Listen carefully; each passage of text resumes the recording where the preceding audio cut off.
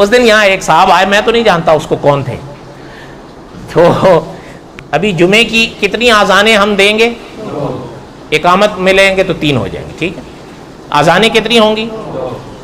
اب سنا ہوگا ظاہر ہے جو کہتے ہیں کہ تراویح 20 نہیں ہے, تو اب وہ کہتے ہیں صحابہ نے شروع کی تھی, حضرت عمر نے, تو اب وہ آذان جو ہے جمعے کی وہ کیسے پھر 3 کریں یا 2 کریں؟ کیوں؟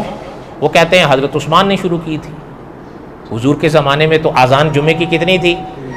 وہ کہتے ہیں ہم نے کلمہ کو حضرت عثمان کا پڑھا, ہم نے تو کلمہ حضور کا پڑھا. ہمارا سوال یہ ہے کہ پھر حضرت عثمان نے کس کا کلمہ پڑھا تھا؟ تم نے تو حضور کا کلمہ پڑھا, حضرت عثمان نے کس کا؟ اچھا, میں نے ان صاحب سے کہا, میں نے کہا حضرت عثمان نے جو یہ پہلی جو ایک اذان کا اضافہ کیا تھا دوسری کا, یہ میرے اور آپ کے سامنے کیا تھا؟ تو چپ ہو گیا. میں کہا بولو.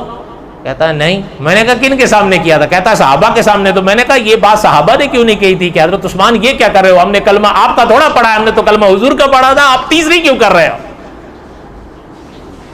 میں نے کہا کیا حضور کا یہ فرمان نہیں سنا, علیکم بسنتی و سنت الخلفاء تو میں نے کہا حضرت عثمان خلفاء راشدین میں.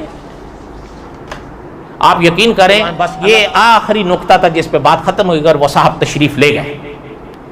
میں بڑا دل میں ہنسا, نماز پڑھ کے گیا, میں بڑا دل میں ہنسا. میں نے کہا وہ بیچارہ سوچ کے آیا بھائی آگے کوئی بدھ بیٹھا ہوا ہوگا, جو ہمارے والوں کا حال ہے, کیونکہ آج کل ممبر پر جو حال ہے وہ آپ کے سامنے ہی ہے. اور ناراض نہیں ہوگا, میں اور آپ بھی وہی چاہتے ہیں کہ ایسے بیٹھے ہوئے ہوں, ہم ان کو یوں کریں تو جب ہانگے چی ایک بار لات لگاؤ تو ایک بار چلے گا.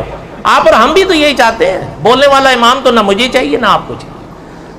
اختلافات بڑھتے ہیں, جھگڑے پڑتے ہیں, پھر فتنے پھیلتے ہیں. سب کو خوش رکھنا چاہیے, سارے مسلمان ہیں, سارے بھائی بھائی بن کے رہنے چاہیے.